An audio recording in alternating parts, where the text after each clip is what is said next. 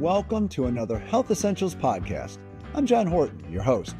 When you read, your brain connects letters to sounds to form words and sentences that allow you to understand the text. This decoding of the written word is something most of us don't even think about. It just happens. But that's not the case if you have dyslexia. This common learning disability disrupts how your brain processes the written language, which can lead to issues in understanding what you read or communicating ideas. It's a significant issue for many, many people, but it can be overcome.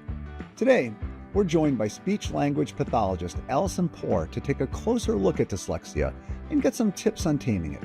She is one of the many experts at Cleveland Clinic who visit our weekly podcast to chat about issues that are familiar to so many families. So with that, let's learn more about dyslexia, a condition that's estimated to affect up to 1 in 5 people, and maybe even someone close to you.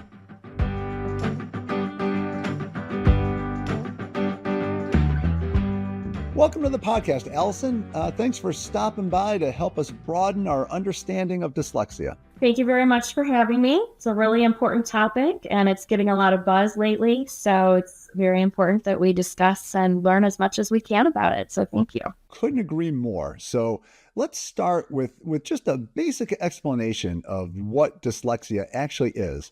And also, I guess, what it isn't, since I know there are a lot of misconceptions out there. Sure. The dyslexia is a brain-based disorder. So that means that you're born with it, but you don't know that it's going to creep up until you get into your early school years. But that means that there's a mishap with the firing of the way our brain, different areas in our brain, communicate with each other. People think that intelligence has to do with dyslexia, and that is not true. I've actually tested many children who have average intelligence and even very above average intelligence. It is more than just turning your letters backwards or upside down.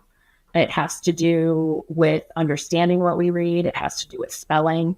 It has to do with writing and how we form our written expression as well. Now, I mentioned the misunderstandings, and I know I also read some things where people have at times connected dyslexia to autism, to ADHD, and those are just false, correct? With autism, there is really no link. Can there be autistic individuals that have dyslexia? Absolutely. With ADHD, there is a high correlation, but we don't know which one comes first. But we do see that at times there can be a correlation with ADHD. Now, in prepping for our chat, I was just really surprised about how common dyslexia is. I read where it's estimated that up to 1 in 5 people have it to some degree. Yeah, you're right. About 20% of the U.S. population have it, and they don't know they have it. They usually adults usually assume that I just had a really hard time in school, or I'm a terrible speller. Now, that doesn't mean that you have dyslexia, but those are certainly characteristics and traits. About 1 in 5 children in the American classroom have a diagnosis of dyslexia. So when you're dealing with 30 kids in a classroom, there's going to be about 6 children who can actually have a diagnosis of dyslexia.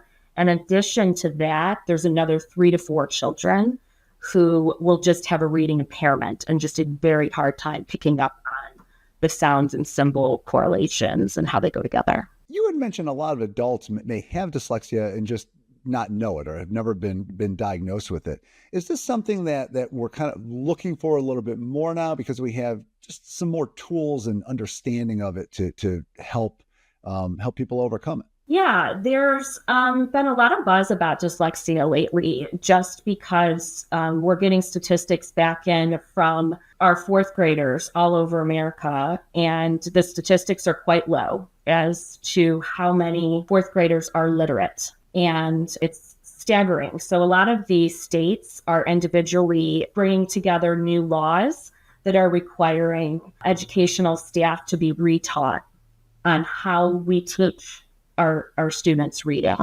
It's also happening in Ohio here. So there has been a lot of a buzz and a lot of information going around about dyslexia. And so I think that has really created an environment for conversation and discussion. And as a result, parents are also looking inward at themselves and saying, hey, could this have been new in school as well? Now, this is going to sound like a silly question, but do we know what causes dyslexia? I mean, is there something kind of behind it? Yeah, there actually is. As I discussed before, there is, it's brain-based. So when we read, unlike speech and learning how to talk, typically, now there are exceptions, but typically a child will learn to talk just based on listening to the people in his or her environment. The mom will say, hi, daddy, and the baby will imitate that eventually. That's very innate in that the child can just pick up on that. With reading, it's very, very different. We are not born to read. We have to be taught. And the interesting thing about reading is that it connects several different parts of the brain. So you have your language area of your brain, you have your sound system in your brain, you have the vision system of what you see on paper, and then you also have how you formulate. So a motor portion in your brain. All four of those areas have to coordinate with each other and send messages. I kind of like to refer to our brain parts communicating with each other like a highway. They send information from one part to the next. And in some disorders, just like dyslexia, you can imagine a tree. There's a tree down in the highway. And so the message can't get there. So what we have to do is teach your brain how to go around that tree and how to still get the message to that area of the brain. So it's really fascinating. And we definitely take it for granted that it's a very finite process and everything has to go just right in the communication between these areas. Allison, I love that explanation. And it's just, you can kind of visualize that there's this whole detour that you have to have maybe to learn certain things if you have dyslexia. So like you said, this is just something that's kind of there. So is it kind of a genetic sort of thing you're just kind of born with, that there's just this kind of difference or disruption in your brain that influences your ability to do this? Yeah, their genetics play a huge role in this. So if a child has parents or even grandparents or aunts and uncles or cousins, genetics is being studied currently. We don't know the percentage of how genetic this is, but it is highly, highly genetic. It's very common to have multiple people within a family have dyslexia. The indicators, other than being genetic, there are also high percentages of children who have language delays. So their speech is very late to develop. And those children too who have speech sound disorders. Because like I said, in the brain, there's that speech sound center. And if they're having difficulty beginning to say their sounds, or their sounds are disorganized and confused, that will lead into the potential of having some issues when we go to read as well. So those are some indicators for really young children, in addition to the genetics. And then as time goes on, you can look at, as a child starts their educational life, when they have difficulty with rhyming, writing letters, it takes an extreme amount of effort to write. Following directions can be something that is also a precursor to it, because memory does play a big role in that brain communication as well.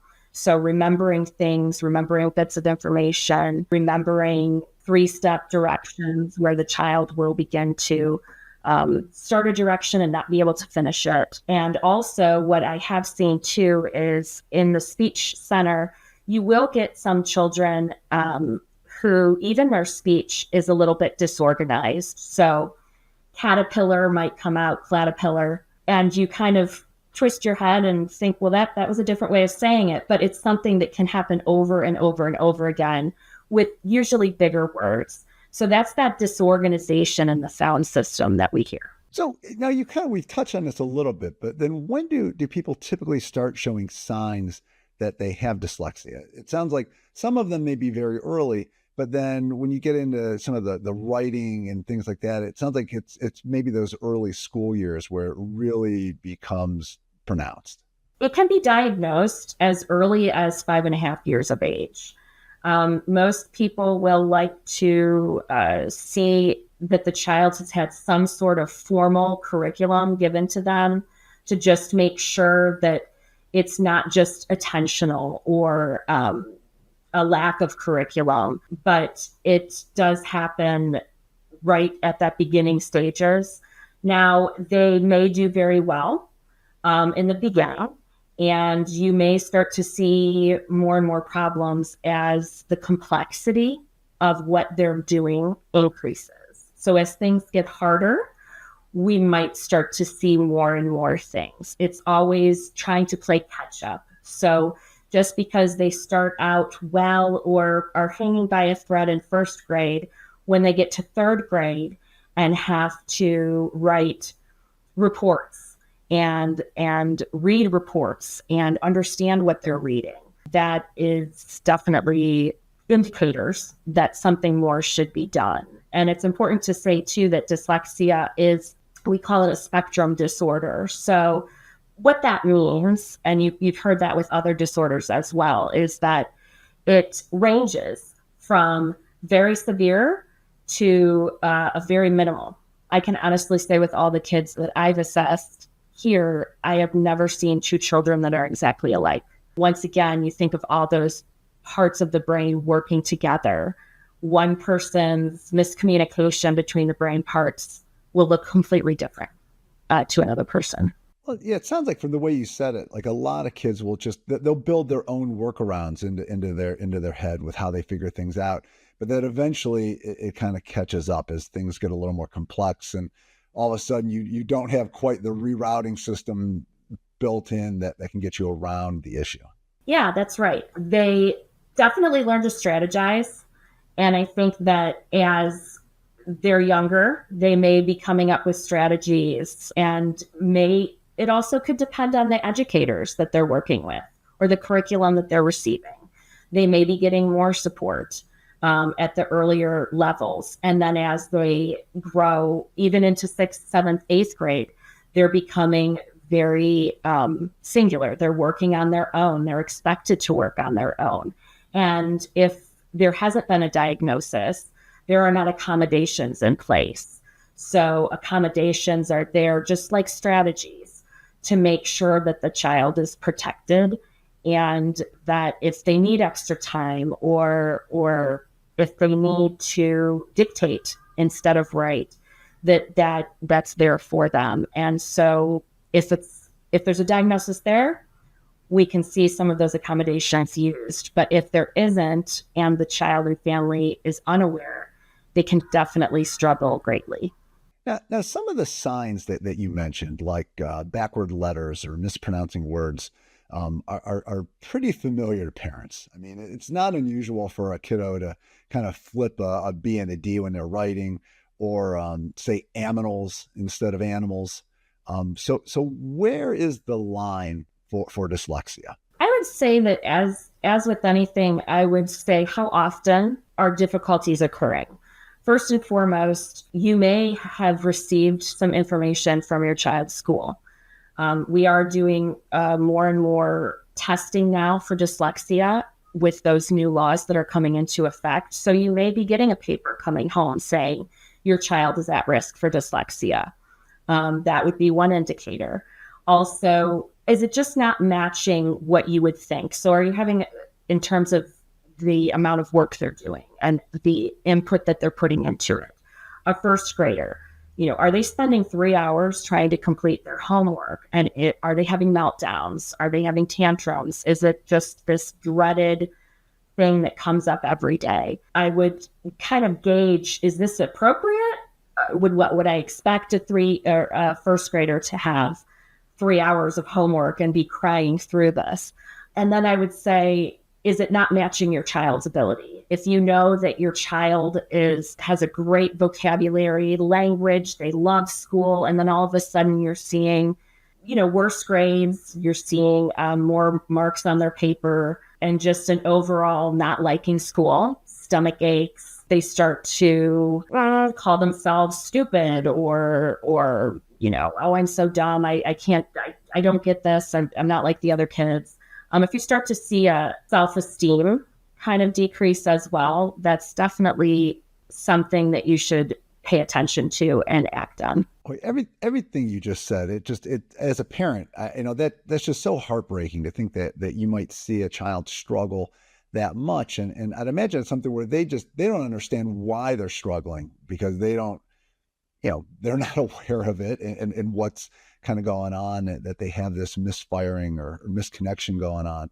But I imagine it's got to be extremely difficult if you're, 6, 7 years old and you're seeing other kids get it, but it's just not clicking for you. Yeah, I have seen the effects of that. And, anxiety is another big link. And I obviously don't diagnose that, but I do send children, when I see aspects of that, I will send them to the correct professional, because I do see kids that are very hard on themselves, blame themselves.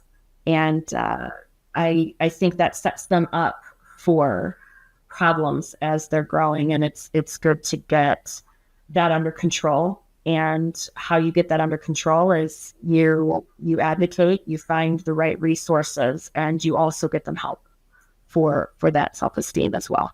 So how is dyslexia diagnosed? I mean, this is different than looking at a broken bone where you can get an X-ray and just kind of see it. I'd imagine it's a little more nuanced. It is. Here at the Cleveland Clinic, we have a group of evaluators who are specially trained to evaluate, as also around the United States. There are psychologists, speech language pathologists, neurologists. There's a lot of different people that can test for this. And testing can last a very long time. It can go on for a couple of days, depending on what you're looking at. It can go on for several hours with breaks. But what we take a look at is, if you recall those areas of the brain that I talked about before, we need to look at each of those areas, and we assess those using standardized tests, which means just back and forth asking and answering questions with a child.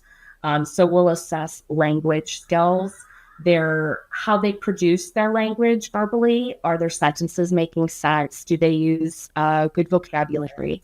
We assess receptive language, or how they're understanding what's being said to them. We also look at memory, not the memory in terms of they remember their friend's name, but more academic memory. So can they keep this information in their head for 3 minutes and manipulate it within a sentence and then reuse it? We also look at cognition at times. So their IQ, even though it's not linked to dyslexia, that can be helpful to see if anything else is going on and kind of deciding what the diagnosis is. I'd imagine you also get clues if what they're doing isn't matching what they should be able to do. Correct. Yeah. If your child has dyslexia, if you go through this process and you find out that there is a diagnosis, what can you do to help them work around the condition? I would say the first thing is open communication with the child's school. We have to remember that a child's job is school. That's their job. That's where they spend 8 hours a day. So we need to have open communication with them. Let the teachers and educational staff know what's going on at home. Let them know that there's meltdowns. Let them know that it's taking 3 hours. Let them know that there's low self-esteem, and ask questions. Don't be afraid to ask them. What are you seeing? How are they responding? Have you tested them lately? What are the scores like? So first of all, that would be number one, is open communication. Secondly, I think just with all the different areas of the brain, right, they all have to work together. So we all have to strengthen those areas. So from very young age, increasing their language and understanding of language. So how do you do that? You You begin to talk to the child and explain things. If the child, have the child cook with you and explain what you're doing and why you're doing it. And those all make little connections in that language center. And it all hooks the language and the vocabulary words together. When the child's older, read with your child, look at the vocabulary words, explain what country that might be talking about. It gives some information about what you know about that country. So increasing the language skills is great. And also another thing to work on is reading together. Kids learn a lot with listening to their caregiver read. So when a child listens to an adult read, they're picking up on the emotion in the story. They're picking up on when you pause, when do you raise your voice for a question, when do you show excitement with an exclamation point. And it also teaches them a lot about literature, the problem, the solution, and bringing it to their life. When have you experienced this? Tell me about a time when this happened to you. This is all creating a love of literature and learning. With that, hopefully then with the open communication, you can get on the right track, and really independent discussions about what exactly will help your child in terms of phonics and spelling will then come about, and you can work on that too. It sounds like if you do these sort of things, you're shortening those detours as they're working around that fallen tree, as you described it earlier. So the more you work on it, you just kind of create these new routes that they can take and figure things out maybe a little more quickly. Yep, that's exactly right. So we're continuing to strengthen those areas of the brain, and we're maybe kind of soliciting another part of the brain to pick up the slack in that information highway where that tree might be down. But learning is constant, and children and even adults, we learn every time we take in information. There's more connections that are going on in the brain. Now, when you actually get into the nitty gritty of reading and doing things like that, I saw things where they talked about focusing on sight words or creating mnemonic devices. I mean, are those kind of effective tools that parents can kind of pull out and use when they're helping their child with their homework or schoolwork? Yeah, definitely, especially with older children, when they have a lot of memorization. Mnemonic devices are really important. Those are special ways that you can remember facts, because like we know with dyslexic individuals, their working memory might be off a little bit. So constantly reviewing, using those devices, those special ways of memorizing, and a lot of visuals. I would say try and incorporate all your senses and encourage your child to incorporate all their senses when they're learning. How does the word look? How do the sounds feel in our mouth where we make them? And then it links to that vocabulary piece. Where have you seen this word? So using all your senses and reviewing, using visuals. Also, decodable readers are really good for even older children, matching where your child is at. And there are great books out there that do focus on high interest, but are still low complexity or easy for the older kids. So even going to the library and try to get some of those books. Those are all things that parents can do. Now, what are decodable readers for those who don't know or are unfamiliar with that term? Good question. Decodable readers are books that follow the general learning sequence of how we teach phonics. So there's been so much research done on the ways that we teach phonics, and it's been shown that there's a certain somewhat sequence that works based on how words appear in our language. There's no need to teach a very complex word to a very young child because it's only 3% of our language. So it keeps the phonics all in one unit, and it goes from one to the next. It's mastered before the next level is introduced. so as not to confuse or overwhelm the brain or the child with too many spelling concepts or too many phonics concepts. It keeps it simple, and it keeps it uniform. You had mentioned just that self-esteem can often be an issue if a child is struggling with dyslexia. Should you then even really kind of go overboard to celebrate these successes as they start building their skills, and just, to really encourage them that hey, you're making progress, you're getting ahead with this, you're starting to make these connections? Yeah, I think that is definitely something that you should do. And don't be afraid to say the word dyslexia. We need to normalize it. And we need to allow the child to know that that's just part of who they are, and that's how their brain works. And there's nothing wrong with that. So I think finding whatever motivates your child is going to be the key. Children will not work for things that they're usually not motivated about or interested in. So if your child is interested in electronics, go try and find a book in the library, or even you can read a book about that to the child, just to kind of let them know that literature is exciting. Perhaps you can read 5 or 6 books, you get a star, and then you get to pick out your own book. It's okay to celebrate those little victories and to let them know that it could be a little bit of an uphill battle, but you'll be okay. And we're going to celebrate along the way. Are there resources that you typically recommend for parents as they work through dyslexia with their child? Yes.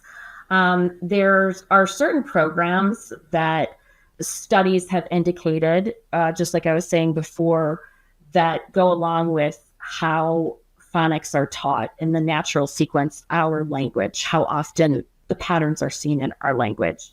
So structured literacy is that methodology or that scope of where people will look to find help. And there's lots of different programs. So that's the overall arching theme, is structured literacy. But under that, you'll find different types of programs that are out there. One is not better than the other. They're just different.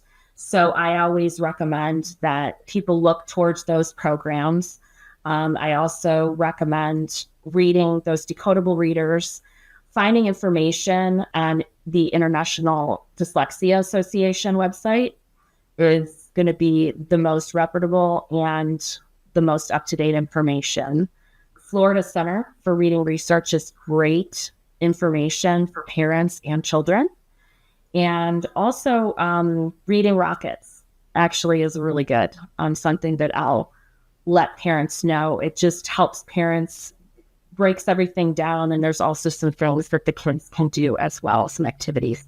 And it sounds like, too, also people can go through their pediatrician and whatever healthcare provider they have. I know we were talking earlier, and I know that the clinic has a fabulous center where you're at. And I take it most other hospital systems must have something similar. Yeah, I think pediatricians are a great start to bring your concerns up front.